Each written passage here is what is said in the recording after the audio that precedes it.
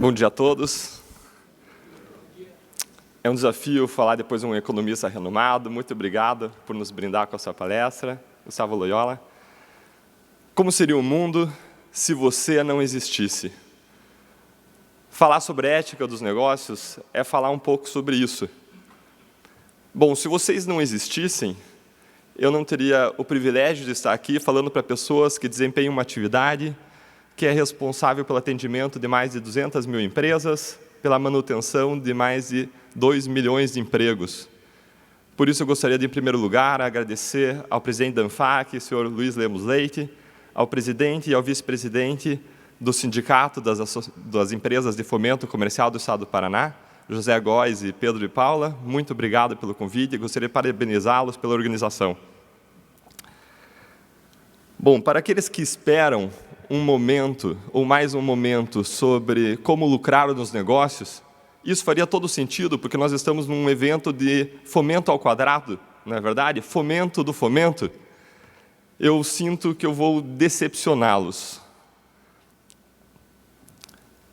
Se vocês forem seguir minhas dicas sobre como investir o seu dinheiro, vocês vão quebrar. Ah, Deltan, você está exagerando. Não, não estou. Eu tenho que confessar para vocês que, para ser transparente, que eu tenho ações da Petrobras. Mas mais, eu tenho ações também do BTG Pactual.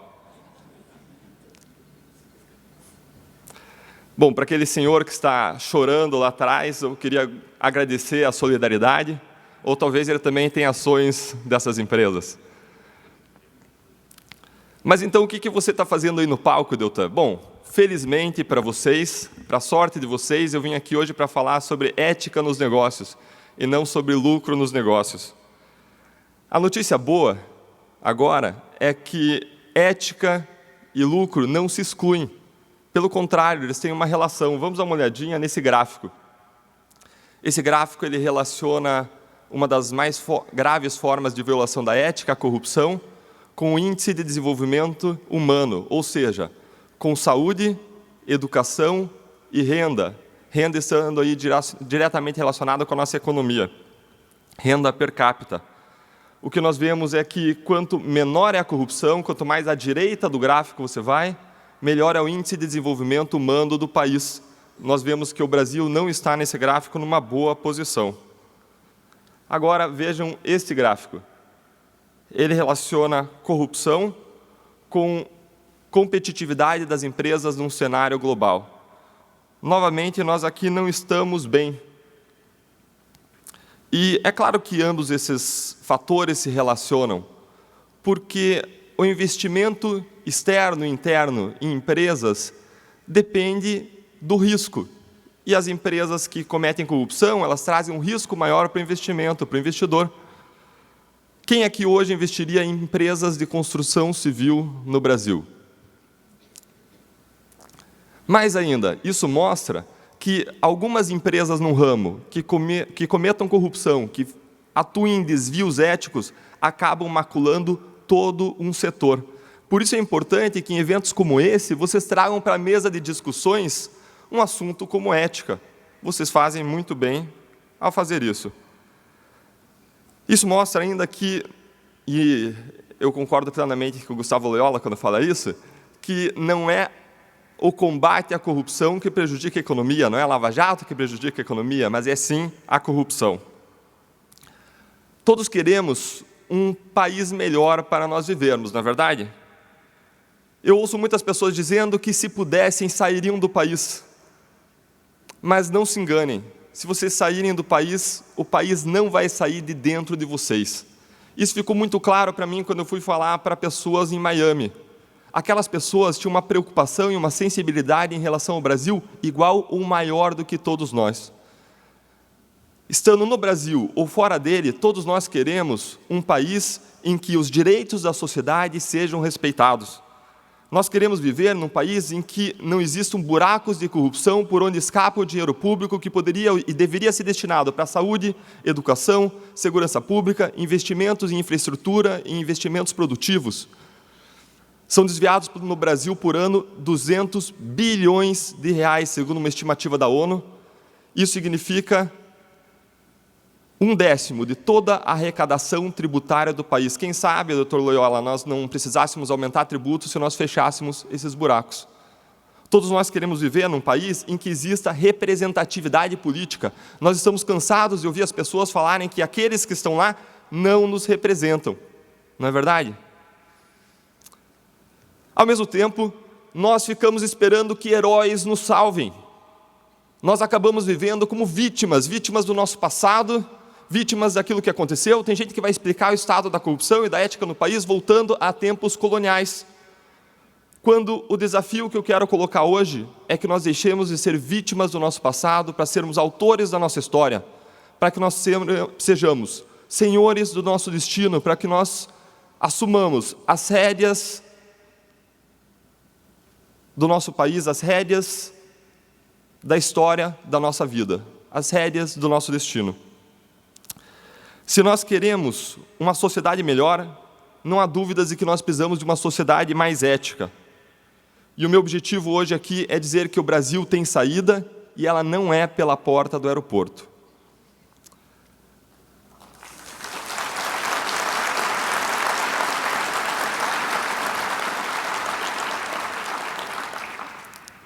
Quanto à ética, a situação no nosso país, vamos dizer assim, ela não é muito boa. Nós vivemos uma espécie de apagão ético. Vamos olhar alguns dados de uma pesquisa sobre o perfil ético dos profissionais das corporações. É uma pesquisa do ICTS, entrevistou mais de 8.000, aproximadamente 9.000 profissionais das corporações brasileiras, e nessa pesquisa, 61% dos entrevistados afirmou que, conforme as condições, aceitariam adotar atalhos antiéticos ou ilícitos. Essa pesquisa revelou uma percepção de que 52% das pessoas aceitariam, conforme as circunstâncias, receber suborno. O Ibope, numa pesquisa agora não voltada especificamente à área de negócios, mas com a população em geral, constatou um paradoxo ou uma contradição da opinião pública em relação aos temas ética e corrupção. Constatou que o eleitorado sistematicamente indica repúdio aos atos ilícitos que atribui claramente à classe política brasileira, mas enxerga-se razoavelmente honesto, ao mesmo tempo em que pratica ou aceita uma diversidade de transgressões à lei no seu cotidiano. O fato social sobre o qual se debruçou essa pesquisa do Ibope é retratado nessa charge, em que o cidadão está dirigindo em alta velocidade, ele paga um café para o guarda para ele não ser multado, ele faz um gato na energia elétrica, ele faz um gato na TV a cabo, ele compra DVDs piratas, dirige alcoolizado e, de repente, ele vem e diz: de onde sai tanto político safado? Políticos não vêm de Marte. Indo agora, sim, aos dados retratados pelo IBGE, quando foi feita a pergunta se o entrevistado conhece alguém que fingiu doença para não trabalhar, 50% responde positivamente. 34% das pessoas admite que conhece alguém que sonegou tributos. 26% que conhece alguém que furtou o supermercado. 22% que conhece alguém que obteve benefício indevido no governo. 24% conhece pessoas que fraudaram seguro-saúde. 19% conhece alguém que fraudou seguro de automóvel. 41% das pessoas votariam em alguém em troca de emprego e 38% votariam em alguém em troca de um favor. Isso explica os nossos representantes. 75% faz ou faria um de 13 atos de corrupção que foram apresentados, atos graves, 75% das pessoas cometeriam. Isso que vocês veem nos slides agora é um mapa mundial da corrupção da Transparência Internacional, uma entidade altamente, mundialmente reconhecida. Você pode ler esse mapa como um mapa de honestidade, ou como um ranking de honestidade. Agora, o que corrupção governamental tem a ver com ética nos negócios? Tem tudo a ver, porque a corrupção tem dois lados, tem quem recebe, mas tem quem paga. Quando nós olhamos esse ranking de honestidade, nós vemos que o Brasil está na posição número 76. Está para o final da fila da honestidade. Nossa nota é 38, quando o mínimo aceitável é uma nota 5. Nós estamos no final da fila da honestidade. Mas nós não podemos nos enganar. Corrupção não é um problema de um partido A ou de um partido B, de um governo A ou de um governo B. Nós, brasileiros, não podemos ter memória curta. Quando nós voltamos em 1655, o padre Antônio Vieira, no Sermão do Bom Ladrão, ele fala algo como o que está aqui, que eu adaptei um pouco. Ele diz que não são ladrões só aqueles que furtam carteiras, bolsas ou fazem arrastões. Os ladrões que mais própria e dignamente merecem esse título são os governantes de diferentes esferas ou poderes que, de modo dissimulado e valendo-se de sua posição, roubam e despojam a nação. Aqueles ladrões de galinha roubam o homem. Esses ladrões do colarinho branco roubam as cidades, os estados e o país. Aqueles furtam debaixo do seu risco. Estes, sem qualquer temor nem perigo. Aqueles se roubam vão para a cadeia. Estes roubam, punem a sociedade e garantem a própria impunidade.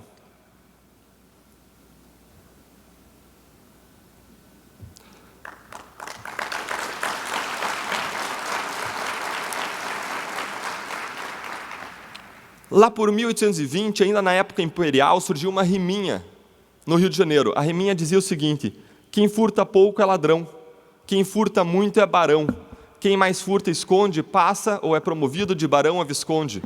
Eu pensei em fazer uma adaptação dessa riminha para tempos atuais.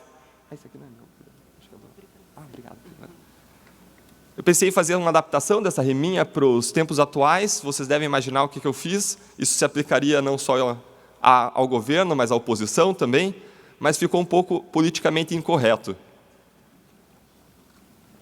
E eu vou me abster de fazer a minha própria riminha. Mais recentemente, na primeira metade da década de 50, surgiu uma expressão durante o governo de Getúlio Vargas. Essa expressão era mar de lama. Se você já escutou essa expressão recentemente, é porque os escândalos de corrupção retratados por essa expressão acontecem até hoje. Essa expressão sobreviveu às diversas décadas.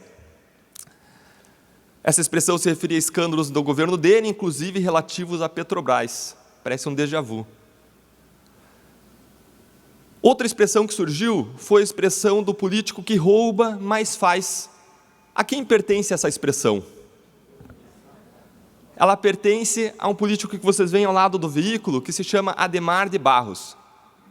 Bom, esse outro em que você pensou, até isso ele roubou. E para ser honesto, eu roubei essa piada. Estou plagiando.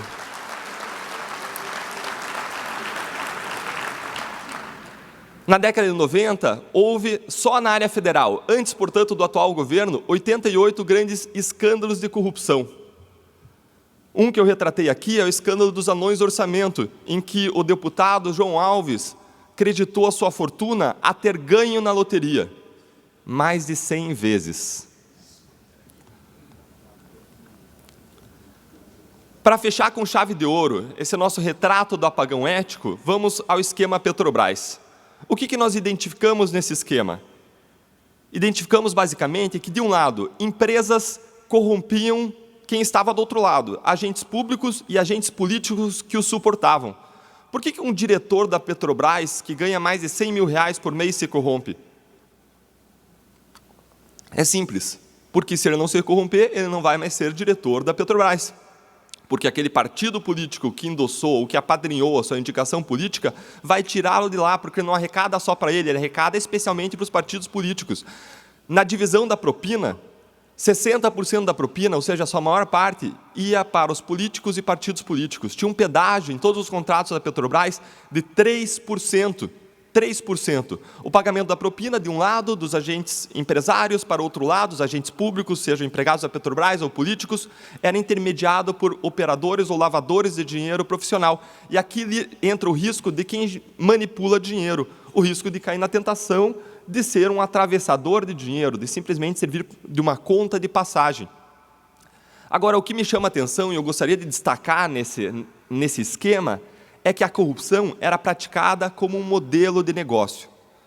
Alguns empresários que fizeram acordos de colaboração e que não tinham nada a perder por reconhecer a sua culpa, porque já estava estabelecida a sua responsabilidade, eles vieram e falaram que eles pagavam corrupção porque era a regra do jogo. Eles não sabiam mais nem o que eles iam ganhar com a corrupção, com a propina que eles pagavam. Para vocês terem ideia, nós aprendemos um documento que continha as regras acerca de como praticar corrupção, de como eram divididos os contratos pelas empresas que formaram um grande cartel, e essas regras eram disfarçadas na forma de regras de um campeonato de futebol.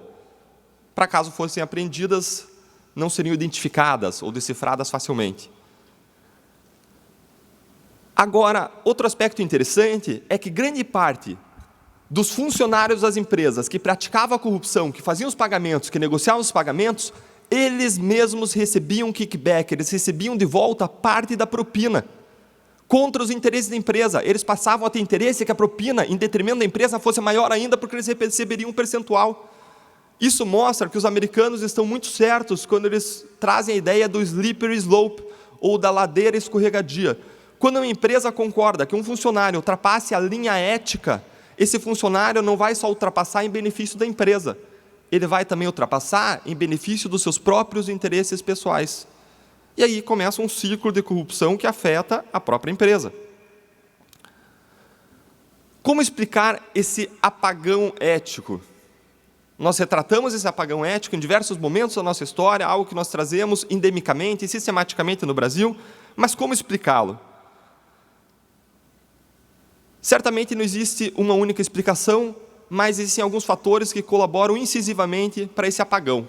Eu destacaria 2 em especial. O primeiro é uma ética de conveniência, o modo como as escolhas são feitas na esfera pessoal, de liberdade pessoal. O segundo lugar, o mau funcionamento, ou funcionamento falhos de sistemas e ambientes de incentivo e desincentivo a comportamentos.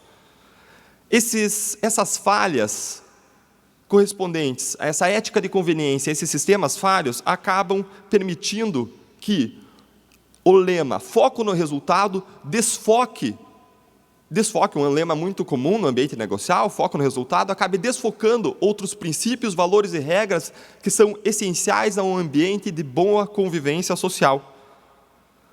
Foca-se no resultado, então ainda vale o lema, fazemos qualquer negócio, ainda que isso aconteça em detrimento da sociedade.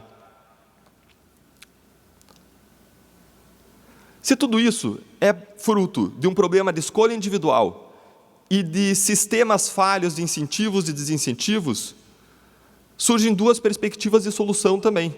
A primeira é uma perspectiva moralista, que busca uma libertação ou uma emancipação do indivíduo no tocante ao problema ético. E a segunda é uma perspectiva sistêmica ou de condicionamento ambiental que busca influenciar o comportamento dos indivíduos. Eu sou bem mais adepto à segunda das soluções em razão do meu perfil pragmático, mas eu não posso deixar de passar pela primeira. Quando uma aranha pica o seu dedo e inocula veneno, você pode ficar com raiva daquela aranha, você pode querer matar aquela aranha, mas ela não é moralmente responsável. Nós, humanos, diferentemente dos animais, nós temos liberdade para escolher como nós vamos agir. E o problema é quando o nosso padrão de escolha de comportamento não é guiado por princípios, valores e regras que buscam o bem de todos, mas buscam apenas o nosso bem-estar individual a despeito dos prejuízos para a sociedade. É uma ética de conveniência, em que o referencial é o meu desejo, é o meu instinto, são os meus prazeres, ainda que isso signifique inocular veneno em uma ou muitas pessoas. Mas, porque nós não somos aranhas, nós somos seres moralmente responsáveis. É possível ter um padrão ético? Vejam que aquilo que é certo e errado, aquilo que é bom e ruim, aquilo que é bem e mal, aquilo que é ético e não ético, que é belo e feio, depende sempre de um referencial. Eu sei quem é bonito e quem não é bonito porque eu tenho um referencial. Aquela pessoa que anda sobre as passarelas, nós chamamos de modelo justamente por isso, porque ela é um referencial para nós. O problema é que nós vivemos num tempo de relativização dos referenciais, dos princípios e valores na seara moral. Nós perdemos referencial. Se eu perdesse o referencial do que é feio, eu não saberia quem é mais bonito, se é o rapaz com o nariz gordinho ou o rapaz com o nariz fino. As coisas se tornam nebulosas.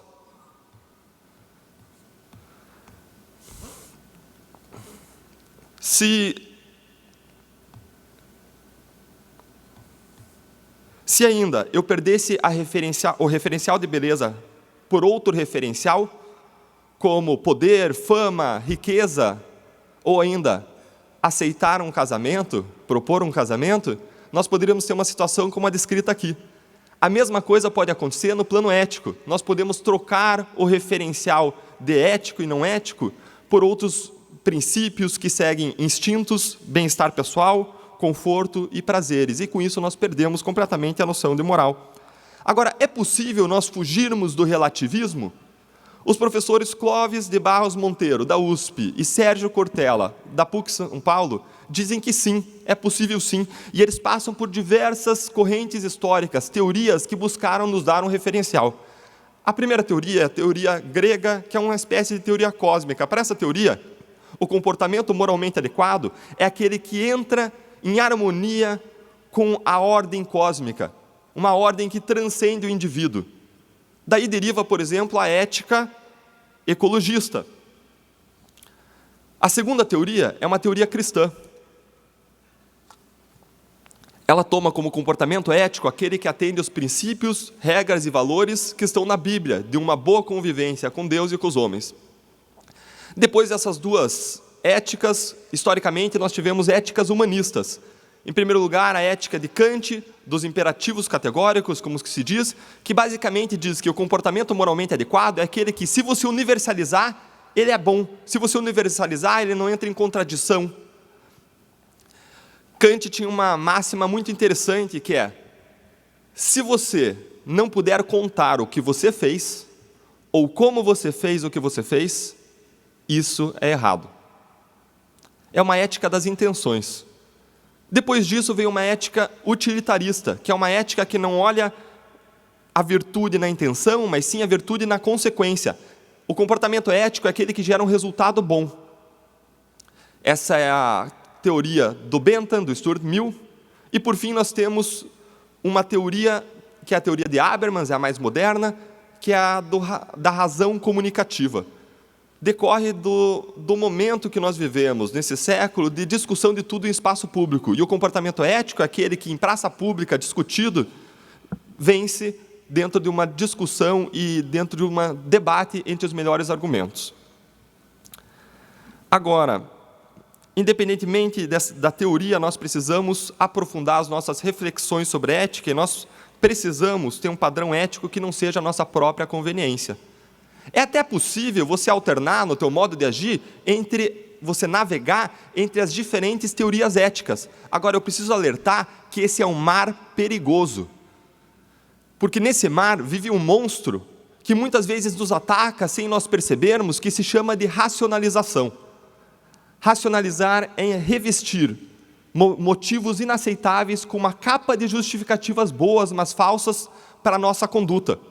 Para que nós possamos nos justificar perante o tribunal da nossa própria consciência e viver bem conosco mesmos. É buscar tornar aceitável aquilo que é inaceitável. Um exemplo de racionalização é aquilo que o marido ou a esposa faz quando fala para o cônjuge, quando o cônjuge pede uma sobremesa, que não deveria estar pedindo aquela sobremesa, porque aquilo gera obesidade, obesidade faz mal à saúde, quando na verdade o real motivo dele é um motivo estético e não de mal à saúde ou de obesidade. Ele busca justificar para si mesmo e para o seu cônjuge que a sua verdadeira razão é uma razão mais aceitável. Na Lava Jato a gente viu isso acontecer um monte. É até engraçado. Alguns empresários, não as que vieram e fizeram acordos e reconheceram os crimes, mesmo depois de reconhecerem os crimes, eles não aceitavam falar em propinas para agentes públicos. Não, eles pagavam comissões para agentes públicos. Além disso, eles não aceitavam falar em cartel das empresas. Não, não era um cartel, era um pacto de não agressão. Nós constatamos esse risco também em relação a uma empresa que serviu de intermediária para que recursos passassem de uma pessoa para outra. Essa empresa era uma empresa que desenvolvia atividade similar à de fomento, e ela concordou em servir de mera conta de passagem para distanciar ou separar quem pagava de quem recebia.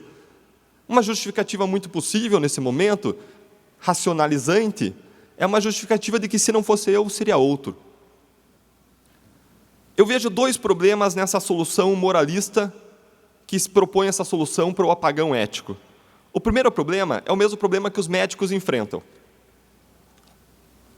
Não basta diagnosticar, prognosticar e sugerir tratamento. Muitas vezes é necessário você convencer o paciente a cumprir o tratamento.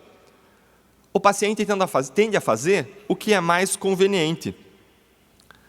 A perspectiva moralista diz o que é certo fazer.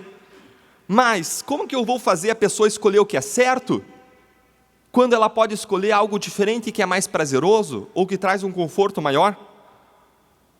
Eu não tenho solução para esse problema fora das perspectivas teológicas, éticas, fora da perspectiva grega e da perspectiva cristã, que ainda podem criar um sistema de incentivo e desincentivo, como o que vai acontecer com você depois da morte. Quando eu vou para as perspectivas humanistas, eu fico dependendo quase do fato de que a pessoa tenha nascido boa.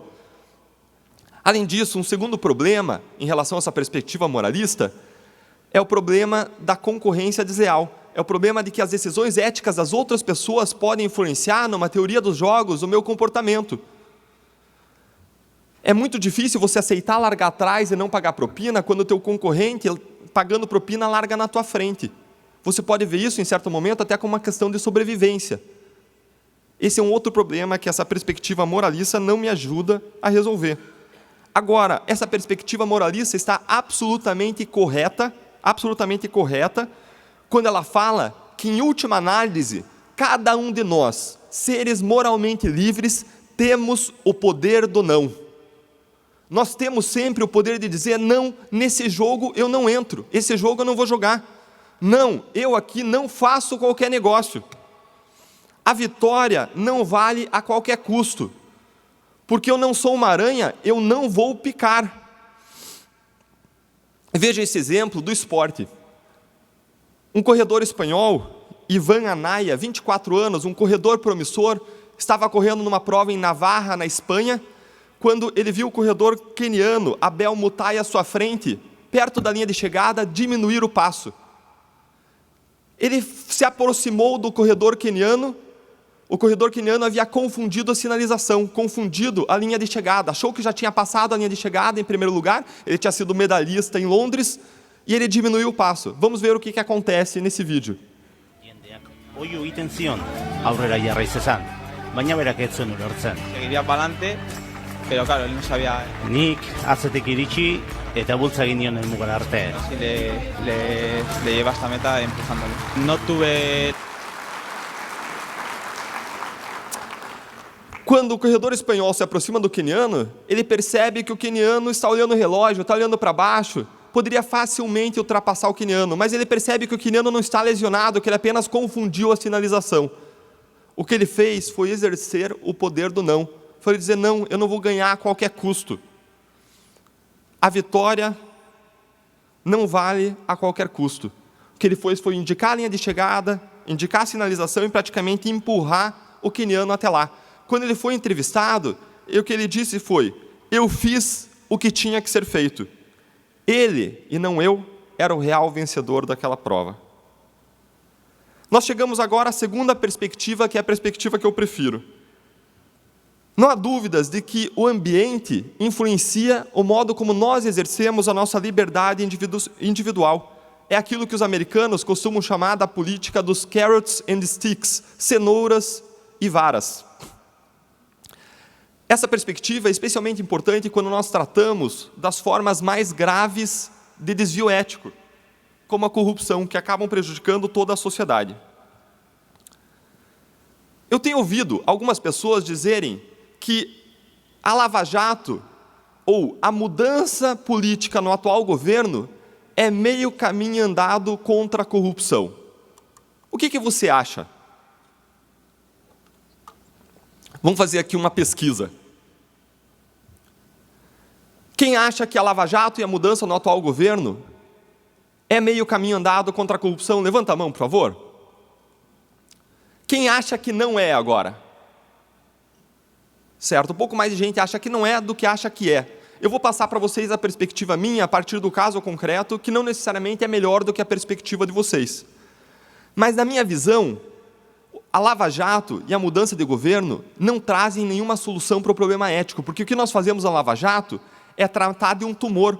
O melhor que nós podemos conseguir é a recuperação do dinheiro desviado, em um caso concreto, e a punição, eventualmente, dos responsáveis. Lembrando que é um caso em andamento, nós não podemos cantar vitória. O problema é que o sistema é cancerígeno. Ao mesmo tempo em que nós tratamos de um tumor, vários outros tumores estão surgindo paralelamente. E se nós não fizermos nada, mude governo e acabe a Lava Jato, isso vai continuar a existir. Eu vejo 3 sistemas como sistemas essenciais para nós termos um ambiente melhor. E dos 3 sistemas, nós temos problemas crônicos, problemas significativos em 2 deles. O primeiro é um sistema de incentivos e desincentivos anticorrupção voltado a indivíduos. O segundo é o mesmo sistema, só que voltados a empresas. E o terceiro é o modo como o sistema político funciona, que favorece a corrupção no ambiente político e o ambiente de negócios. Não se engane, ambiente político influencia a ética no ambiente de negócios e vice-versa. Indo para o primeiro deles, sistema anticorrupção focado no indivíduo. Quem mais estuda corrupção no mundo, autores como Susan Rose Ackerman, da Universidade de Yale, Robert Gard, da Califórnia, eles dizem que o indivíduo que decide ou não praticar corrupção é um agente racional. Diferente do crime passional, que é feito com base em paixão, diferente do crime de rua, feito com base em vício, a pessoa que decide ou não praticar corrupção, ela faz uma análise de custos e benefícios, e no prato da balança dos benefícios está o dinheiro que a pessoa consegue desviar, que é significativo. No prato da balança dos custos estão a probabilidade da punição e o montante da punição. Vamos entender um pouco melhor esse prato da balança. Você sabe qual que é a probabilidade de punição da corrupção no Brasil? Segundo o estudo publicado pela FGV, é de 3%.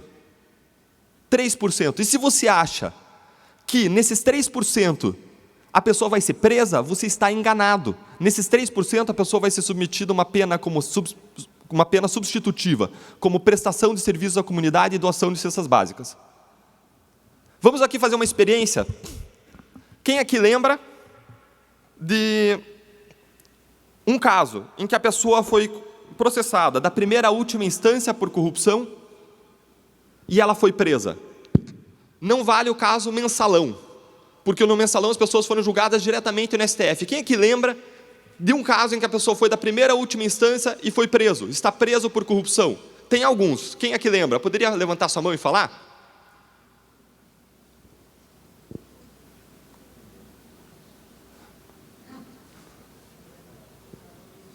Senador Luiz Estevão, ele foi preso por um tempo, foi solto e agora estava para ser preso de novo. Não sei se ele chegou a ser preso. Foi preso? Foi preso.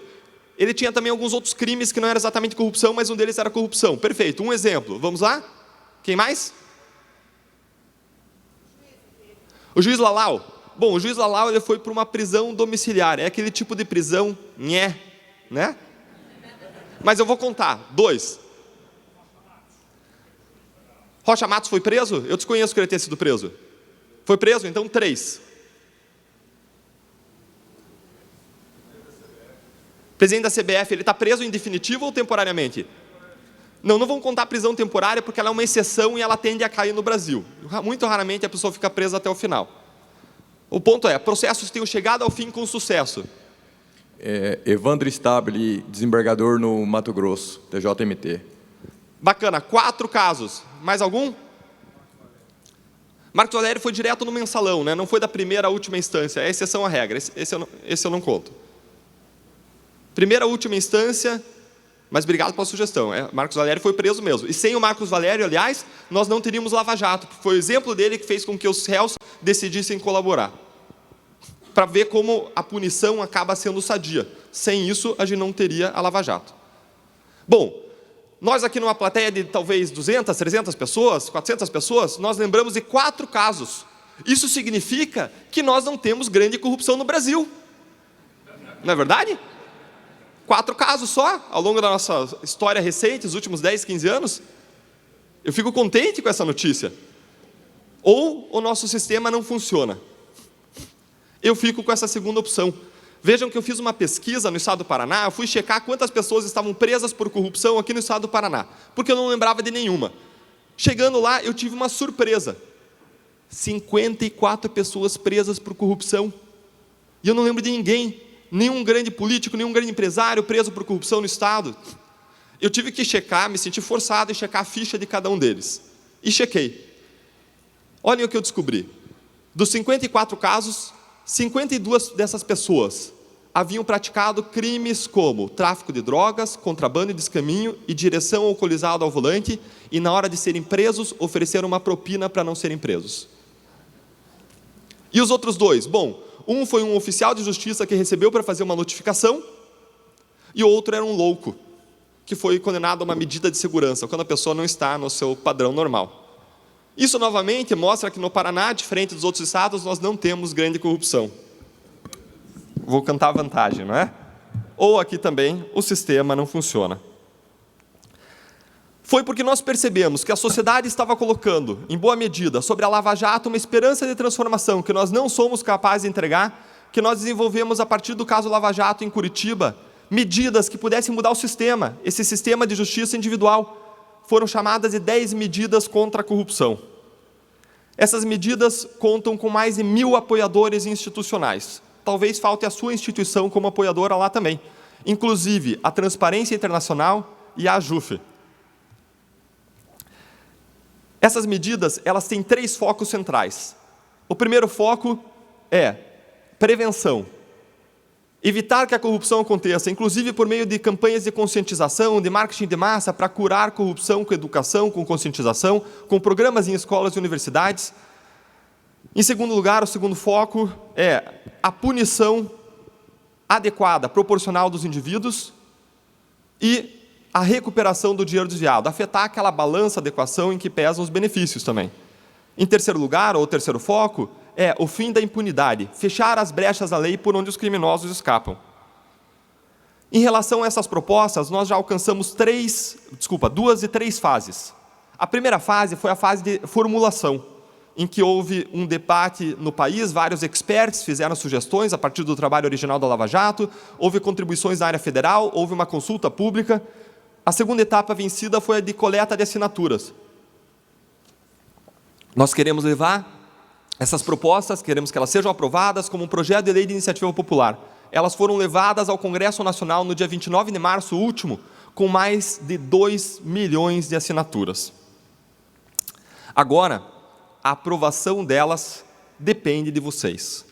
Depende de que vocês, nós, como sociedade, nós continuemos colhendo assinaturas e que nós influenciemos parlamentares.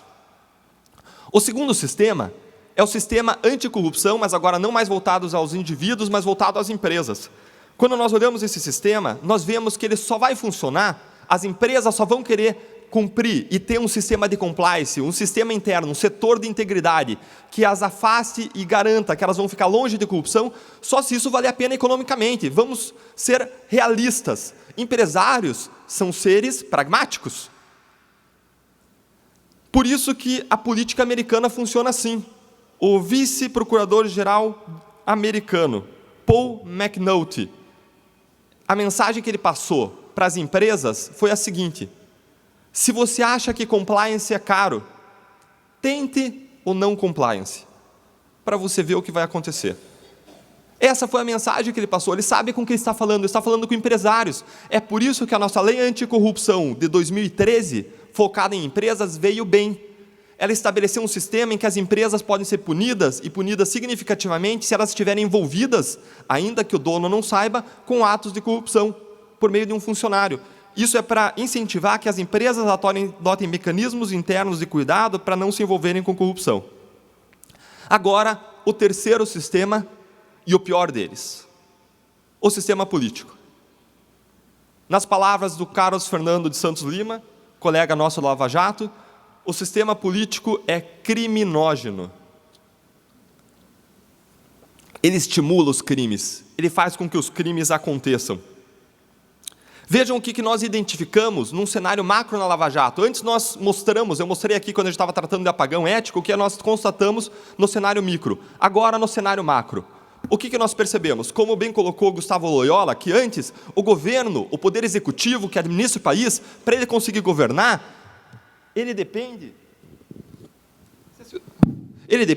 da aprovação de leis, ele depende do Congresso, ele depende de uma base parlamentar que aprove as leis que ele oferece ao Congresso. Para obter o apoio de parlamentares e de partidos políticos, entra agora uma prática que não é uma prática criminosa, mas é uma prática que eu diria assim, não é uma prática de boa governança. É uma prática de troca, de quid pro quo. O governo permite que o Congresso, que partidos e políticos indiquem pessoas para compor, para figurarem como detentores de cargos públicos, como ministros, como diretores da Petrobras. Em troca, esses partidos eles dão apoio político, eles são a base aliada daquele governo. Isso garante o que se chama de governabilidade. Se forma o que Sérgio Abranches, num paper de 1989, chamou de presidencialismo de coalizão. Até aí, tudo bem. Ou melhor, não tão bem, né? Não é a melhor prática, mas não é tão rejeitável. Agora, o problema é o que nós identificamos, que as pessoas que assumiam aqueles cargos públicos estavam lá para dois objetivos. Estavam lá, ou melhor, para um objetivo com duas finalidades. Estavam lá para arrecadar propina com duas finalidades. A primeira era financiamento eleitoral de campanhas caríssimas. E o segundo era enriquecimento próprio de todos eles. Em todos os casos, nós constatamos que os políticos enriqueceram ilicitamente o seu próprio bolso. Não só eles enriqueceram os partidos. Isso nós constatamos originalmente em relação à Petrobras, mas depois nós tivemos provas em relação à Eletrobras, nós tivemos provas em relação à Caixa Econômica Federal, e nós já temos fortes evidências em relação ao Ministério do Planejamento, que foi tirado de nós por aquele fatiamento do STF, em relação ao Ministério da Saúde. E o ponto é, não tem razão para que isso não aconteça nos outros ministérios. Não tem razão nenhuma para que essa mesma lógica que guia isso aqui não aconteça nos outros lugares. Pelo contrário, as informações de inteligência que nós temos é que isso funciona em todo o ministério, em todo órgão público. O sistema político está apodrecido. Nós precisamos urgentemente de reformas. Quem entra ali, ou se isola, ou é engolido por essa máquina de corrupção. Como é que está o meu tempo? Desculpa perguntar. Já estourei, não? 15 minutos? Ótimo, obrigado.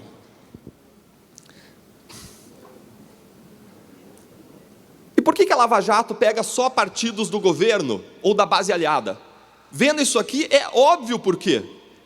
É óbvio, porque se eu sou o Ministério Público Federal, se nós somos Polícia Federal, Justiça Federal, e eu estou investigando o governo federal, eu só vou pegar gente da base aliada. A não ser que no governo tivesse um maluco que quisesse nomear para altos postos pessoas da oposição. Enquanto isso não acontecer, se eu estiver investigando corrupção no governo federal, eu acabo pegando pessoas do PP, PMDB e PT, que eram os 3 principais partidos da base aliada. Vejam que Ministério Público, só para fazer um parênteses, é um órgão completamente independente dos outros poderes. Ninguém manda no que o Ministério Público faz. Mesmo dentro do Ministério Público, nós somos uma instituição muito esquisita. O Procurador-Geral da República, chefe do Ministério Público, ele não manda no que eu faço lá em Curitiba. Vocês me deram essa proteção. Ela se chama independência funcional, foi dada pela Constituição de 88, para que nós, em Curitiba, mesmo num cenário turbulento, nós pudéssemos seguir exclusivamente a Constituição, as leis e a nossa consciência. Para vocês terem ideia, em todo esse tempo do caso, eu nunca recebi uma ligação para perguntar uma informação sobre o caso, quanto mais para pedir alguma coisa. Decorre de vocês, da força de vocês na Constituição de 88. Nós colhemos hoje os bons frutos do que foi feito lá atrás. O meu desejo hoje é que nós no futuro possamos colher os bons frutos daquilo que cada um de nós vai sair daqui decidindo fazer na sua vida também. Vejam que o New York Times, numa matéria recente, 18 de março, colocou a respeito da nossa política. Em primeiro lugar, ele mostrou a linha de sucessão presidencial. E o que nós vemos nessa linha de sucessão presidencial é que todo mundo ou está envolvido na Lava Jato como investigado, ou pertence a um partido que está até o pescoço envolvido na Lava Jato.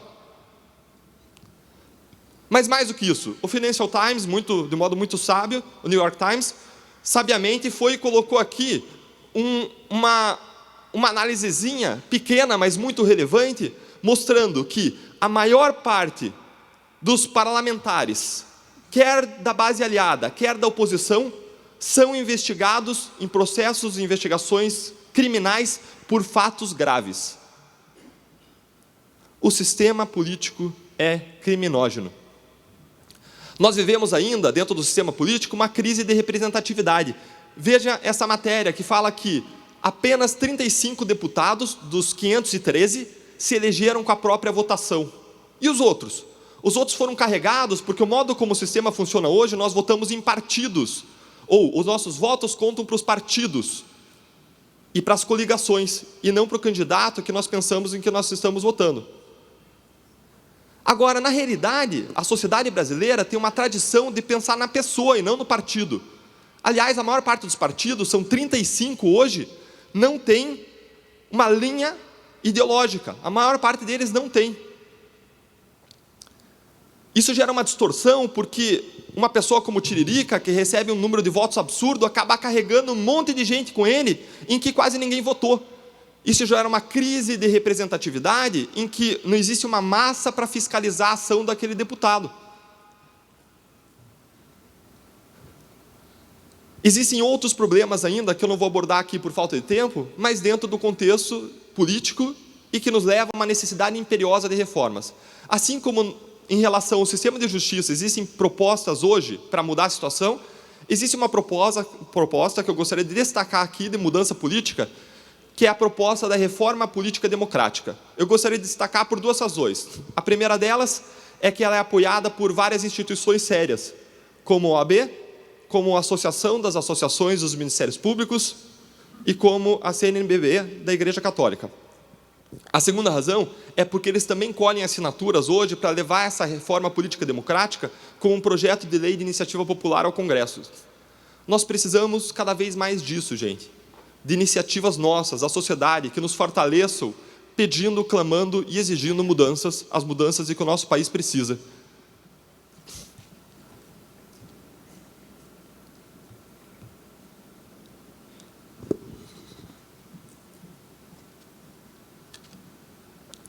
Nós vimos, no início dessa nossa conversa hoje, que nós vivemos um apagão ético.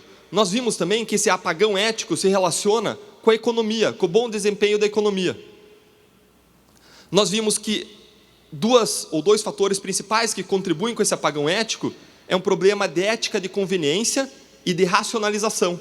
Mas quando nós tratamos da solução para esse problema do apagão ético no ponto de vista individual, nós vimos também que nós todos temos o poder do não. Não esqueçam disso, nós temos o poder do não. Nós vimos em seguida 3 sistemas que influenciam as condições em que as pessoas tomam decisão. O sistema judicial ou sistema de justiça criminal em relação ao indivíduo, o sistema anticorrupção em relação ao indivíduo. Nós vemos o sistema anticorrupção em relação à empresa, que nós temos desde recentemente, que promete funcionar relativamente bem. E nós temos um terceiro sistema, que é o sistema político, que clama por reformas como o sistema anticorrupção de nível individual, clama por aquelas 10 medidas contra a corrupção. Se você quer se inteirar mais sobre esses assuntos, se você quer acompanhar a discussão sobre esses assuntos, como está andando aquelas 10 medidas contra a corrupção, se você quer acompanhar o que acontece no Lava Jato, eu queria recomendar a vocês que curtam 2 páginas do Facebook.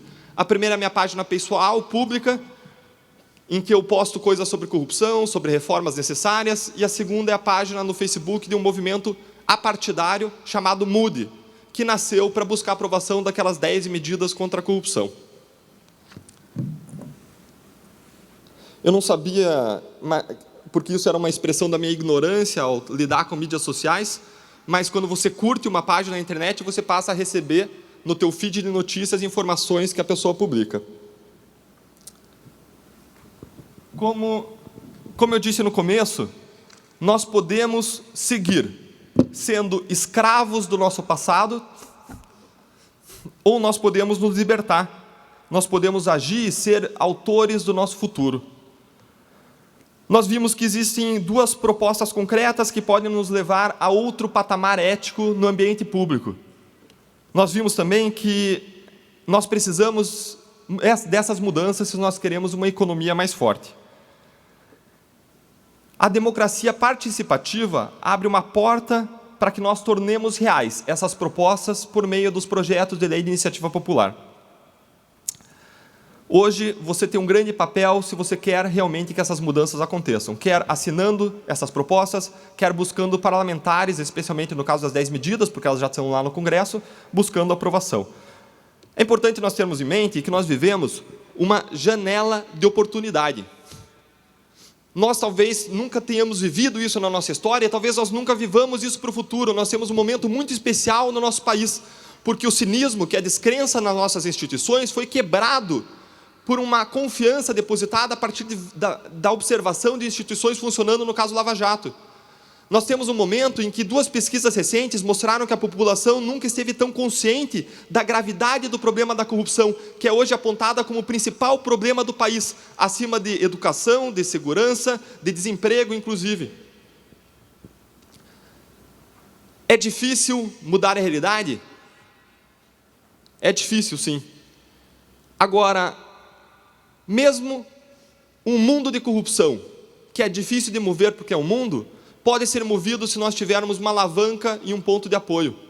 Nós temos como ponto de apoio esse momento especial da nossa história de conscientização, e nós temos a alavanca das 10 medidas contra a corrupção, uma iniciativa da sociedade. Max Weber tinha uma frase em que ele coloca que o homem não teria alcançado o possível se, repetidas vezes, não tivesse buscado o impossível. Nelson Mandela enfrentou um país dividido pelo apartheid, pela questão racial, por ânimos exaltados, por mágoas históricas, e ele conseguiu conciliar esse país com grande sucesso. E ele coloca que sempre parece impossível, até que seja feito. A Inglaterra também viveu uma situação de injustiça histórica, como a nossa corrupção histórica, em que dá para a gente traçar um paralelo, que foi a escravidão. Houve um movimento a partir de 1789 para a libertação dos escravos, e esse movimento fez aquilo que hoje nós chamaríamos de petições de iniciativa popular. Protocolou mais de 100 petições por ano, a partir de 1789, num total de mais de 5.000 petições, acompanhadas de centenas de milhares de assinaturas, protocoladas pela sociedade perante o parlamento, pedindo a abolição da escravatura, até que ela veio no começo da década de 1830. Nós temos ainda o exemplo de Hong Kong, que era um país com corrupção endêmica e sistemática como o Brasil. Hong Kong passou a estar naquele ranking de corrupção, naquele ranking de honestidade, melhor colocando, em que nós figuramos na posição número 75, Hong Kong passou a estar na posição número 17, muito melhor do que nós, a partir de uma política clara contra a corrupção de 3 pilares que foram imitados naquelas 10 medidas contra a corrupção.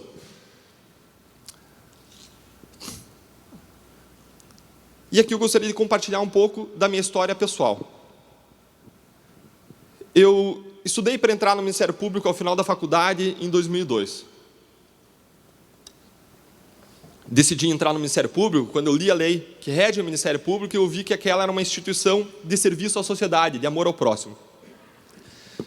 Naquele tempo, eu queria dar a minha melhor contribuição para fazer justiça, para acabar com a impunidade, mas eu não tinha nenhuma ambição, eu sabia e sei que a minha contribuição é limitada, mas eu queria fazer o meu melhor, ainda que limitadamente eu queria dar o meu melhor nesse sentido.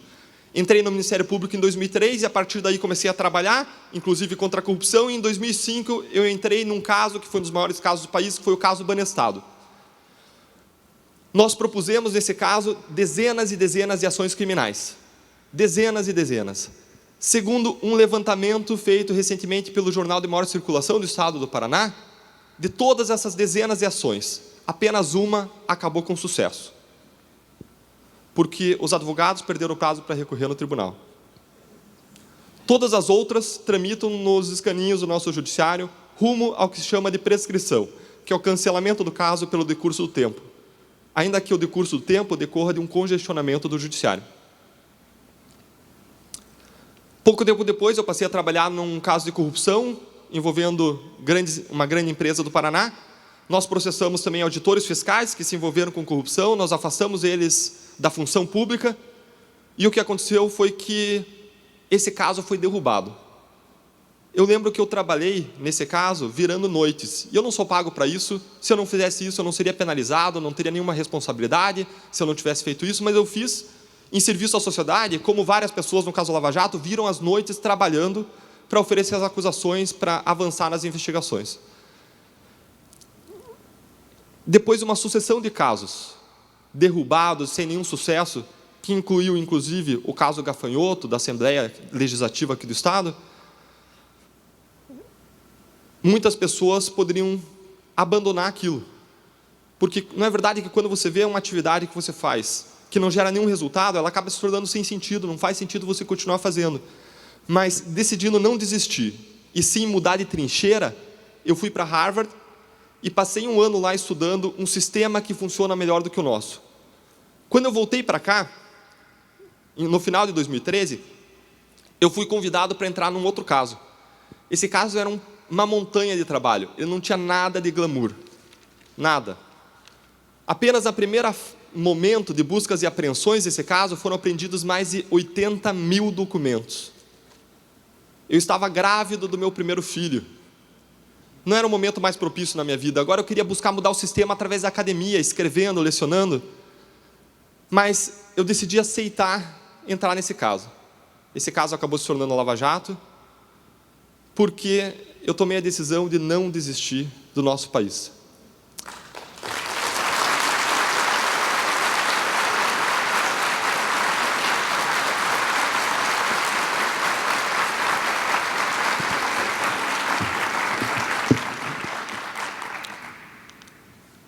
Não desistir e lutar por reformas não é apenas uma questão cívica, é uma questão de amor pelo nosso país. Não faz sentido você amar a bandeira, você amar o nosso time de futebol e torcer freneticamente pela seleção brasileira, amando o símbolo, mas não amando aquilo que é simbolizado, que é a população brasileira que sofre diariamente com a falta de recursos desviados pela corrupção. Pense agora na pessoa que você mais ama na tua vida. Talvez seja o teu filho, talvez seja a tua esposa, teu irmão ou irmã, pai ou mãe. Você abandonaria essa pessoa se ela enfrentasse dificuldades? Ou você faria tudo o que está ao teu alcance para ajudá-la a passar por aquelas dificuldades e melhorar a sua vida?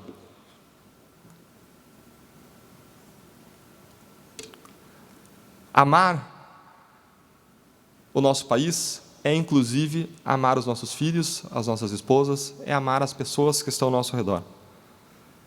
E mais, se você diz que ama, não diga que ama, mostre. Nós precisamos hoje, mais do que nunca, amar o nosso país com mais do que palavras. É hoje que você decide o país que você quer ter para nós e para as futuras gerações. É hoje que você planta o país do futuro. Nós vivemos uma janela muito especial de oportunidade. Se você deixá-la passar, talvez você não tenha oportunidade para fazer isso na sua vida. E, encerrando, eu gostaria de voltar àquela pergunta original. Se você não existisse, o mundo, e especialmente o Brasil, seria um lugar melhor ou pior? Essa é uma pergunta que cabe a nós, eu e vocês, responder a cada dia que vai se seguir a partir de hoje. Muito obrigado a todos vocês.